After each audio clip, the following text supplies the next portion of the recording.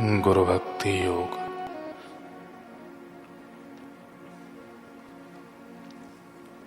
संसार सागर को पार करने के लिए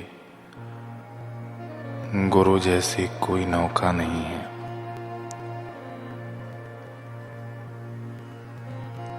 हे राम, तुम्हारे तन मन धन अपने गुरु के चरणों में समर्पित कर दो, जिन्होंने तुम्हें परम सुख या मोक्ष का मार्ग दिखाया है।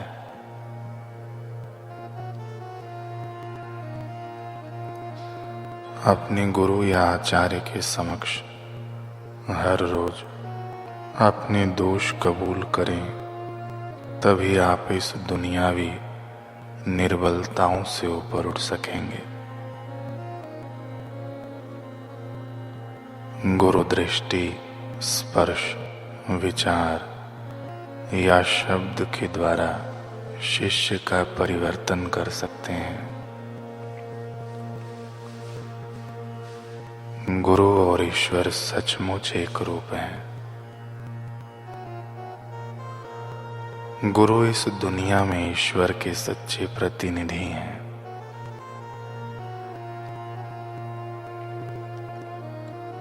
गुरु आपके लिए इलेक्ट्रिक लिफ्ट है। वे आपको पूर्णता के शिखर पर पहुंचाएंगे। गुरु के प्रति निस्वार्थ एवं भक्ति भाव पूर्वक सेवा, यह पूजा, भक्ति, प्रार्थना और ध्यान है।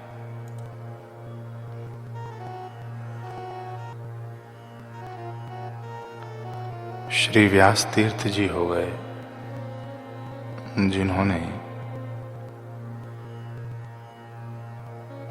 समाज को पुरंदर दास और कनक दास जैसे सर्वोत्तम भक्त प्रदान किए। श्री व्यास तीर्थ जी अपने शिष्यों के संग बैठे हुए थे। उनके चेहरे पर नटखट मुस्कान खेल रही थी। उसी अंदाज में एकाएक व्यास तीर्थ एक शिष्य की ओर मुड़े और बोले, और वैकुंठ धाम जाने की तैयारी पूरी है?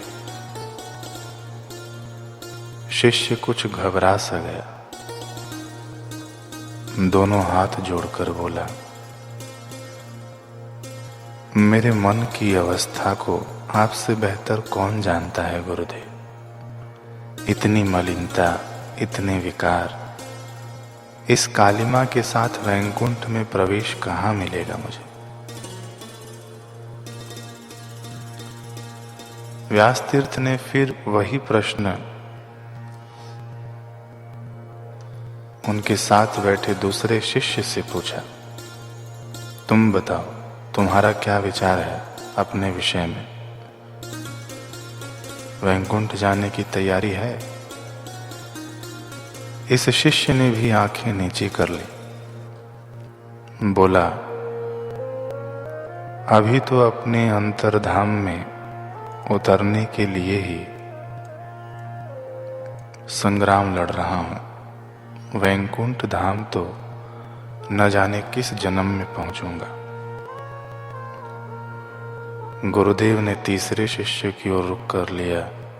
मुंह से बोलकर प्रश्न नहीं दोहराया, आंखों के इशारों से ही पूछ लिया। शिष्य ने लज्जित महसूस करते हुए सिर को न हिला दिया। मूक प्रश्न का उत्तर मूक भाषा में ही दे दिया। अब कनकदास जी की बारी आई। श्री व्यास तीर्थ बोले, और कनकदास, तुम्हारा क्या विचार है वैकुंठ धाम जाने को लेकर? कनकदास जी मानो किसी चिंतन में खोए हुए थे। गुरुदेव द्वारा नाम बुलाए जाने पर उन्होंने एकदम से अपनी आंखें ऊपर उठाईं और बोले, गुरुदेव, मैं गया तो समझ लीजिए मैं गया।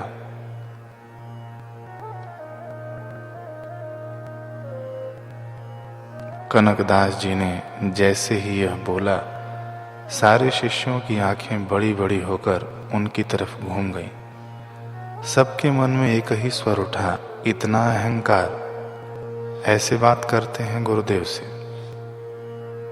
परंतु इधर श्री व्यास तीर्थ मुस्कुरा दिए। अंतर्यामी गुरुदेव कनकदास जी के मन की जानते थे, परंतु बाकी शिष्यों के मन से भी परिचित थे। इसलिए कनकदास जी से बोले, अपनी बात को स्पष्ट करके बताओ कनक।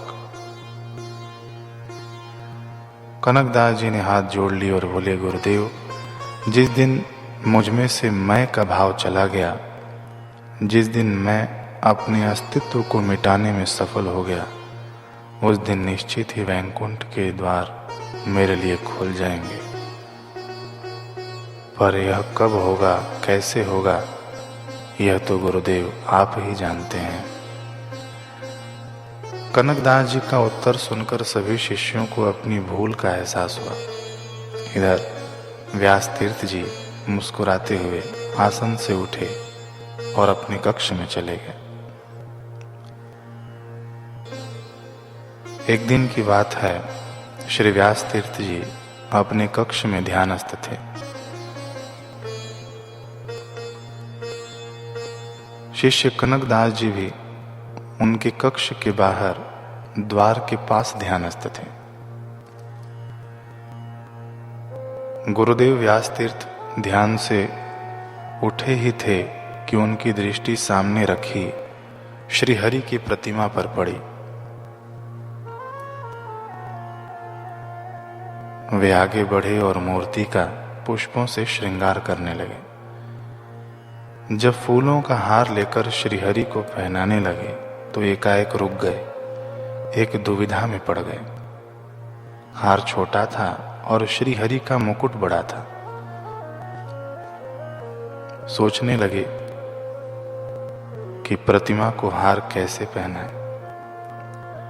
इतने में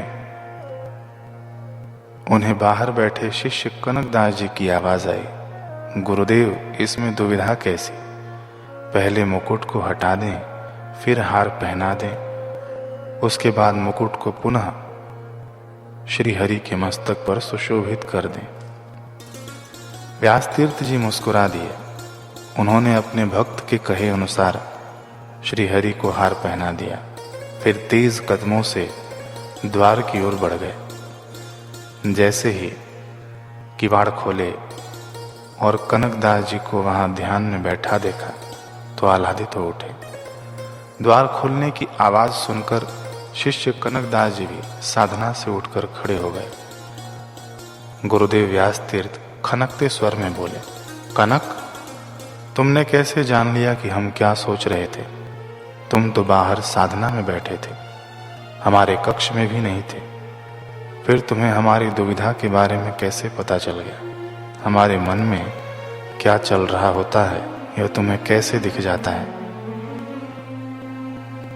शिष्य कनकदास जी ने अपने नेत्र झुका लिए, फिर भीगे कंठ से बोले, गुरुदेव, यह तो आप ही जाने।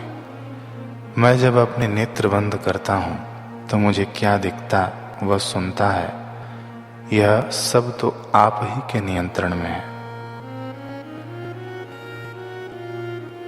अब तो गुरुदेव व्यास तीर्थ खुद को कहने से रोक न पाए। उन्होंने कहा, तूने मुझसे सच्ची लौ लगाई है कनक। यूं तो गुरु अपने शिष्य के अंग संग रहते हैं, पर तूने अपने आप को इस हद तक गुरुमय बना लिया है कि तू हर पल मेरे अंग संग रहता है। तेरी एक विश्वास मुझसे विलग नहीं होती। सच कहूं, तुझे मेरे बिना श्वास लेना आता ही नहीं। तभी तो जहां जहां मैं चलता हूं वहां वहां तू चलता है। तेरा मन, तेरा चिंतन मुझसे इस कदर जुड़े रहते हैं कि मैं क्या करता हूं, क्या सोचता हूं, तुझसे कुछ छिपा नहीं रहता। तू मेरे कहे बिना ही सब जान जाता है। तेरे लिए आज मैं प्रसन्नता पूर्वक कह सकता हूं कि तू मुझसे एकमिक होकर मेरा ही रूप बन गया है।